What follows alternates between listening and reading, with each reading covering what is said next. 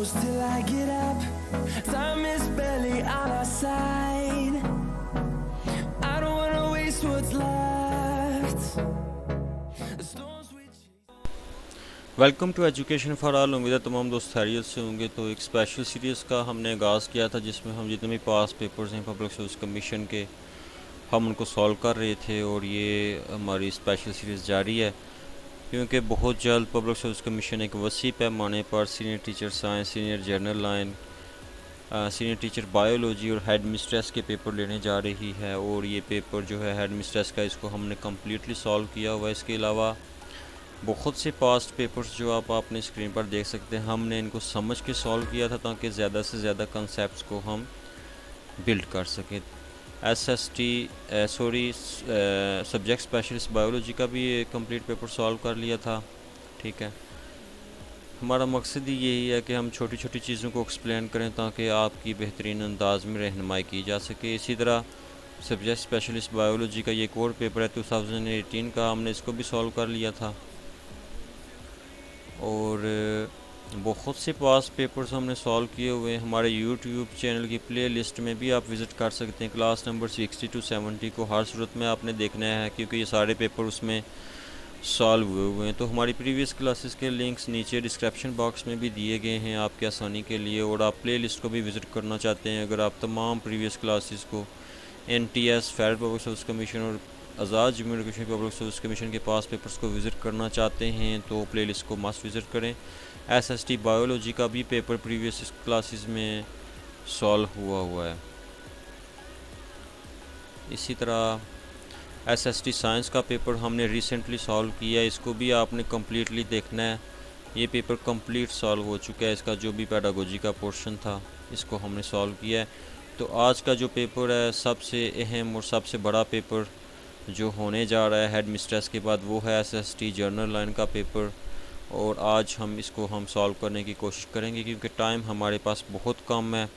हम कोशिश करें कि ज़्यादा से ज़्यादा मटेरियल आप तक पहुँचाएँ। तो चैनल को सब्सक्राइब करना मत भूलिएगा, वीडियो को लाइक कीजिएगा अगर वीडियो पसंद आए, और बेल के आइकन को हर सूरत में आपने प्रेस करना है। तो आज का हमारा पहला MCQs है the characteristics of activity centred curriculum. A, student interest. B, training of practical work. C, overall development. And D, all of the above। तो इसका राइट आंसर क्या है जी? D, all of the above। के कौन सी खसूसियत है जो है सेंटर्ड करिकुलम की इसमें से? ठीक है, तो इसमें D, all of the above आ जाता है। An activity centred curriculum is characterised by a student interest, भी इसमें आ जाता है। Learning activities are design to spark students. B, training of practical work आता है इसमें। Hands on experiences and practical applications are emphasised. C, overall development होती है इसमें। The curriculum aims to develop students cognitive, social, emotional and physical abilities. This approach focuses on experimental learning where students learn by doing and actively participating in meaningful activities. कि जो activity centred curriculum है इसकी कौन कौन सी खसूसियात है? Number 1, student interest इसमें होता है। लर्निंग एक्टिविटीज़ को डिज़ाइन किया जाता है स्टूडेंट्स के इंटरेस्ट्स और मोटिवेशंस को स्पार्क करने के लिए। नंबर 2 होता है इसमें ट्रेनिंग ऑफ प्रैक्टिकल वर्क होती है। हैंड्स ऑन एक्सपीरियंसेस और प्रैक्टिकल एप्लीकेशंस को एम्फिसाइज़ किया जाता है। इसी तरह ओवरऑल डेवलपमेंट होती है। करिकुलम को डिज़ाइन किया जाता है स्टूडेंट्स की कोग्निटिव, सोशल, इमोशनल और फिज़िकल एबिलिटीज़ को डेवलप करने के लिए। इस अप्रोच में एक्सपेरिमेंटल लर्निंग को फोकस किया जाता है जहां स्टूडेंट्स लर्न करते हैं बाय डूइंग और एक्टिविटी पार्टिसिपेटिंग मीनिंगफुल एक्टिविटीज़ में। ठीक है, तो इसका राइट आंसर फिर क्या है जी? D, all of the above. इसमें ये सब कुछ आ जाता है। क्वेश्चन नंबर 2 है हमारा, curriculum helps the education is to achieve A objective, B job, C education and D values. तो इसका राइट आंसर क्या है? A, objectives. Objectives is the right answer. Curriculum helps education is to achieve specific objective such as knowledge acquisition, skill development, attitude information, socialization and personal growth. A well-designed curriculum provides a clear direction and focus for teaching and learning, enabling educationists to achieve their intended goals के जो curriculum educationist को मदद करता है specific objectives achieve करने के लिए, जैसे नॉलेज एक्विजिशन हो गया, स्किल डेवलपमेंट होगी, एटीट्यूड फार्मेशन होगी, सोशलाइजेशन और पर्सनल ग्रोथ होगी। एक well design curriculum clear direction और फोकस प्रोवाइड करता है टीचिंग और लर्निंग के लिए। एजुकेशनिस्ट को उनके इंटेंडेड गोल्स अचीव करने में मदद करता है।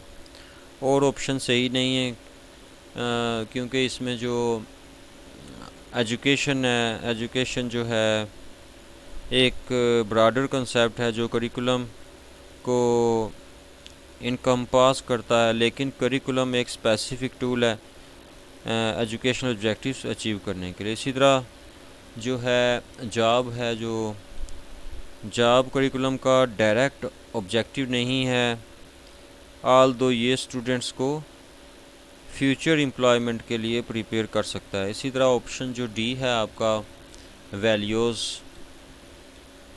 तो वैल्यूज़ एजुकेशन का इम्पॉर्टेंट एस्पेक्ट हैं, लेकिन करिकुलम जो है वो स्पेसिफिक ऑब्जेक्टिव्स अचीव करने में मदद करता है वैल्यूज़ के अलावा। तो इसका राइट आंसर फिर क्या है, ए ऑब्जेक्टिव्स। क्वेश्चन नंबर 3 है हमारा, for planning of curriculum it is necessary to do A programming, B situation analysis, C report writing and D designing strategy. तो इसका राइट आंसर क्या होगा, B situation analysis. B is the right answer.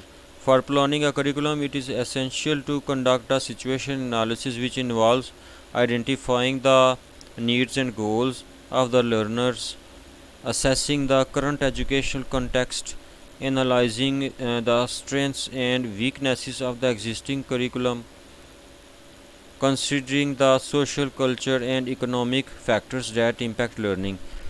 This analysis provides a foundation for informed decision making and helps ensure that the curriculum is relevant, effective and aligned with the needs of the learners। के जो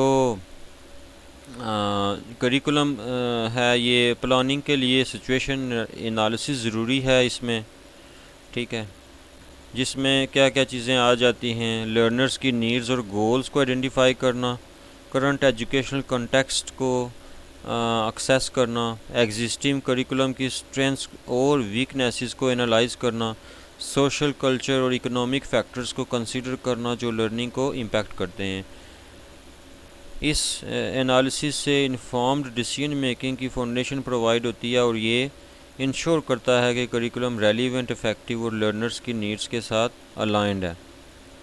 और options primary necessary नहीं है, जैसे ये programming है तो जो प्रोग्रामिंग है करिकुलम इम्प्लीमेशन की स्केजुलिंग और ऑर्गेनाइजेशन को रेफ़र करता है। इसी तरह जो रिपोर्ट राइटिंग है तो रिपोर्ट राइटिंग डॉक्यूमेंटेशन टास्क है जो करिकुलम प्लानिंग के बाद हो सकता है। इसी तरह ऑप्शन जो डी है डिज़ाइनिंग स्ट्रेटजी ब्रॉडर कंसेप्ट है जो सिचुएशन एनालिसिस को ज़रूरी स्टेप के रूप में इंक्लूड करता है। क्वेश्चन नंबर 4 है हमारा आज का,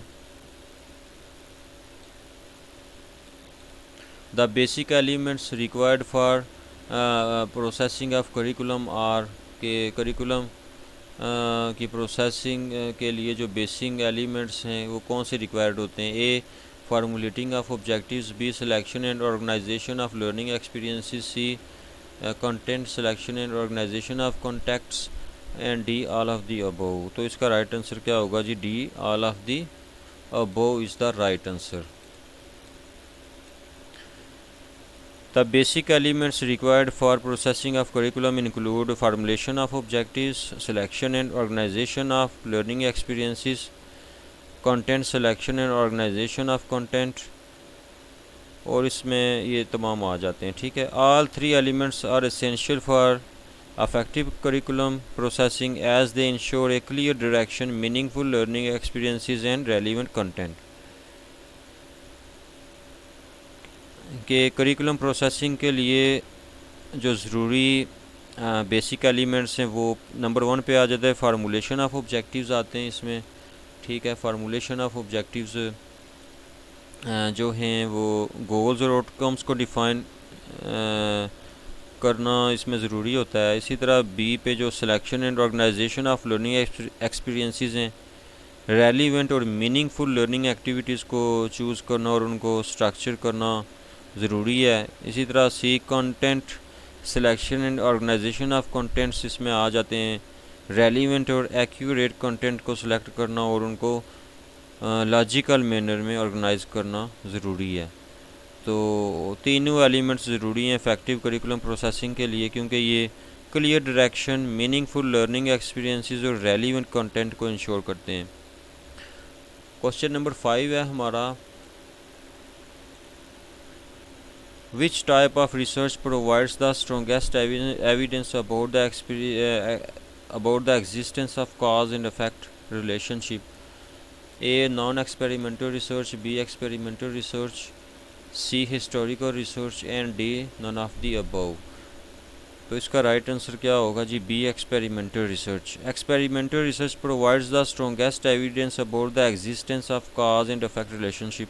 कि जो एक्सपेरिमेंटल रिसर्च है जी आपको स्ट्रॉन्गेस्ट एविडेंस प्रोवाइड करती है काज और इफेक्ट के रिलेशनशिप के दरमियान, क्योंकि ये because it manipulates the independent variable, controls for extraneous variables, randomly assigns participants to groups, measures the effect on the dependent variable. This design allows researchers to establish a causal relationships between variables, making experimental research the gold standard for determining cause and effect relationships.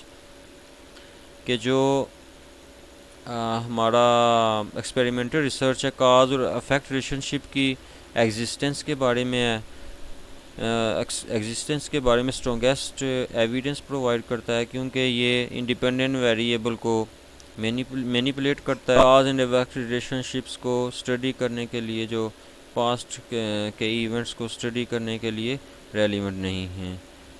Replication research previous study को repeat करता है उनके findings को verify करने के लिए, जो past के इवेंट्स को स्टडी करने के लिए फोकस्ड नहीं है। इसी तरह कोरिलेशनल रिसर्च वेरिएबल्स की रिलेशनशिप्स को एग्जामिन करता है, लेकिन पास्ट के इवेंट्स को स्टडी करने के लिए ज़रूरी नहीं है। तो इसलिए जो है बी एक्सपेरिमेंटल रिसर्च जो है हमारा राइट आंसर है। क्वेश्चन नंबर 6 है, research that is done to understood an event from past is known as D historical research is the right answer. Historical research is a type of research that focuses on studying past events, people, or phenomena to understand their significance, cause, and effects. It involves analyzing and interpreting historical data, documents, and artifacts or historical data to reconstruct the past and gain insight into historical events to process. The other options are not correct. बाकी के options इसमें सही नहीं है। कि historical research एक type इस की रिसर्च है जो पास्ट की इवेंट्स, लोगों या फिनोमिना को स्टडी करता है, उनके सिग्निफिकेंस, काजेज़ और इफ़ेक्ट्स को अंडरस्टूड करने के लिए। इसमें हिस्टोरिकल डाटा, डॉक्यूमेंट्स और आर्टिफैक्ट्स को एनालाइज और इंटरप्रेट करना होता है, पास्ट के रिकन्स्ट्रक्ट करने और हिस्टोरिकल इवेंट्स या प्रोसेस को अंडरस्टैंड करने के लिए। बाकी के ऑप्शन सही नहीं है, जैसे एक्सपेरिमेंट रिसर्च वेरिएबल्स को मैनिपुलेट करता है काज एंड इफेक्ट रिलेशनशिप्स को स्टडी करने के लिए। क्वेश्चन नंबर 7 है, the correlation between intelligence test scores and grades is A not correlated, B positive, C negative and D none of the above. तो इसका राइट आंसर क्या होगा? The right answer is B positive. Intelligent test scores and grades are positively correlated, meaning that higher intelligence test scores tend to be associated with higher grades. This is because both measures are related to cognitive ability and academic achievement. ठीक है जी, कि जो हमारा intelligence test score और grades के बीच positive correlation है, meaning की हायर इंटेलिजेंस टेस्ट स्कोर्स को हायर ग्रेड से एसोसिएट किया जाता है। ये दोनों मेजर्स कोग्निटिव एबिलिटी और एकेडमिक अचीवमेंट से रिलेटेड हैं। तो इसलिए हमारा राइट आंसर क्या है, बी पॉजिटिव। आगे क्वेश्चन नंबर 8 है, measurement and evaluation can be use to, तो ये सबको पता है, can be use to assess the effectiveness of learning activities होगा, मोटिवेट स्टूडेंट्स होगा, help develop the scope and sequence of teaching होगा, या D all of the above होगा। तो सबको पता है कि ये सारी चीज़ें इसमें आ जाती हैं, D all of the above is the right answer. Question number 9 है, an adult human has dash bones in his body, तो 206 B is the right answer. Question number 10 है, dash presented the view that play is an important for strengthening imaginary power of a child, A. Piaget, B. Freud, C. Robert Browning and D. Vygotsky। तो ये किसने कहा था जी, ये कहा था किसने कहा था, पियाजे ने कहा था। पियाजे इसका राइट आंसर होगा, ठीक है। जेन पियाजे, a Swiss psychologist, believe that play is essential for children's cognitive development including strengthening their imaginary power. According to Piaget, play helps children to develop their imagination and creativity, construct mental images and scenarios, experiment with symbols and language, build problem-solving skills. Piaget theory emphasizes the importance of active learning through play, where children construct their own knowledge and understanding through hands-on experiences. के जो हमारे जेन पियाजे हैं, जेन पियाजे एक Swiss psychologist ने believe किया कि play जो है चिल्ड्रन की कोग्निटिव डेवलपमेंट के लिए एसेंशियल है, ज़रूरी है, इंक्लूडिंग इसमें शामिल है उनकी इमेजिनरी पावर, स्ट्रेंथ्स को बेहतर करने के लिए। पियाजे के अकॉर्डिंग प्ले चिल्ड्रन को मदद करता है अपनी इमेजिनेशन और क्रिएटिविटी को डेवलप करने में, मेंटल इमेज और सिनेरियोज़ को कंस्ट्रक्ट करने में, सिंबल्स और लैंग्वेज को एक्सपेरिमेंट करने में, प्रॉब्लम सॉल्विंग स्किल्स को बिल्ड करने में। पियाजे की theory active learning through play पर जोर देती है, जहां चिल्ड्रन अपने नॉलेज और अंडरस्टैंडिंग को हैंड्स ऑन एक्सपीरियंसेस के थ्रू कंस्ट्रक्ट करते हैं। बाकी के जो ऑप्शंस हैं वो सही नहीं हैं। जो रॉबर्ट ब्रोनिंग हैं, एक पोइट था, ये साइकोलॉजिस्ट नहीं था, और ना प्ले और इमेजिनरी पावर पे व्यूज़ प्रेजेंट करता था। इसी तरह फ्रूड की जो साइको एनालिटिक थ्योरी जो है, थ्योरी ने चिल्ड्रन डेवलपमेंट में प्ले के रोल पर फोकस किया है, लेकिन स्पेशली इमेजिनरी पावर को स्ट्रेंथन करने पर नहीं जोर दिया। वाइगॉस्की की जो सोशो कल्चर थ्योरी ने सोशल इंटरेक्शन और लैंग्वेज के रोल पर फोकस किया है कोग्निटिव डेवलपमेंट में, लेकिन स्पेशली प्ले और इमेजिनरी पावर पर नहीं किया। इसलिए इसका राइट आंसर क्या है, जेन पियाजे is the right answer. In the first week the child has dash control over his body, तो इसका क्या होगा, no control over his body, no is the right answer. Question number 12 है, in that stage children are able to think about the things symbolically, के किस stage पर बच्चे जो होते हैं चीज़ों के बारे में अलामती तौर पर समझना या सोचना शुरू कर देते हैं, चीज़ों को सिम्बोलिकली वो समझना शुरू हो जाते हैं। A formal operation stage, B pre operation stage, C concrete operation stage and D sensory motor stage. तो लास्ट जो NTS हुआ था उसमें पियाजे की कोग्निटिव डेवलपमेंट की थ्योरी से ही ज़्यादा क्वेश्चन आए हुए थे, तो इसको आपने अच्छे तरीके से तैयार करना है, और इसको हमने अपने YouTube चैनल में भी किसी क्लास में हमने इसको एक्सप्लेन किया था। आपने प्लेलिस्ट में विज़िट कर लेना है, आसान अल्फाज में इसको एक्सप्लेन किया गया था बहुत। तो इसका राइट आंसर क्या होगा जी, कि बच्चे जो होते हैं वो किस एज में सिम्बोलिकली चीज़ों को समझना शुरू कर देते हैं। तो बच्चे प्री ऑपरेशनल स्टेज में चीज़ों को सिम्बोलिकली समझना शुरू कर देते हैं, तो इसका राइट आंसर है pre operational stage, B is the right answer. In the pre operation stage approximately 2 to 7 years old children began to develop symbolic thinking, which means they can use symbols, language, and image to represent the world. They can think about things that are not physically present and start to use imagination.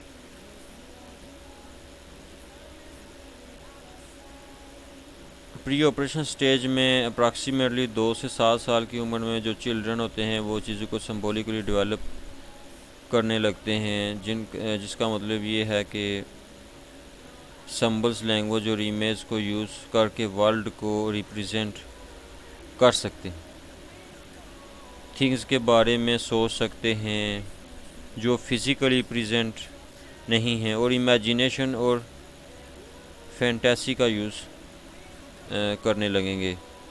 यहाँ एक brief overview चलें हम बता देते हैं आपको कि ये तमाम स्टेजेस क्या हैं। तो पहली स्टेज है सेंसरी मोटर स्टेज। ये 2 साल तक होती है, पैदाइश से 2 साल तक होती है। चिल्ड्रन जो होते हैं वो सेंसरी एक्सपीरियंसेस और मोटर एक्टिविटीज़ से सीखते हैं, ठीक है, सेंसिस से सीखते हैं। प्री ऑपरेशन स्टेज आ जाती है, इसके बाद ये 2 से 7 साल तक होती है और चिल्ड्रन अपने अंदर सिम्बॉलिक थिंकिंग डेवलप करने लगते हैं और लैंग्वेज और इमेजिनेशंस का यूज़ करने लगते हैं। इसी तरह तीसरी स्टेज है कंक्रीट ऑपरेशन स्टेज। 7 साल से 11 साल तक है ये। चिल्ड्रन कंक्रीट ऑब्जेक्ट्स और इवेंट्स के बारे में लॉजिकली सोच सकते हैं इसमें। इसके बाद आ जाती है फॉर्मल ऑपरेशनल स्टेज आती है। 11 साल से ऊपर ये जो होती है, ये स्टेज होती है। चिल्ड्रंस में अब्स्ट्रैक्ट थिंकिंग डेवलप होना शुरू हो जाती है। अब्स्ट्रैक्ट कॉन्सेप्ट्स के बारे में बच्चे जो होते हैं वो रीज़न कर सकते हैं। तो इसलिए इसका राइट आंसर क्या है? Pre operation stage is right answer. इसको हमने एक्सप्लेन भी कर दिया।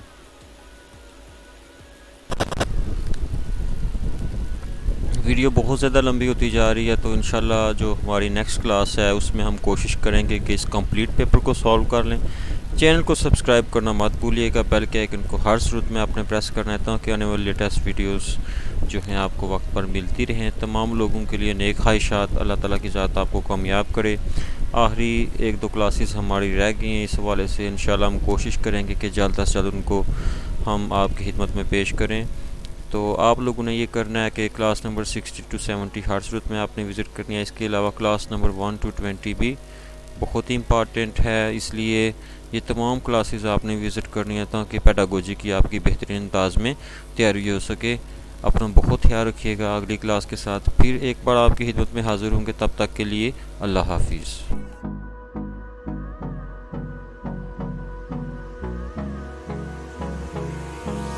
Hold me close till I get up.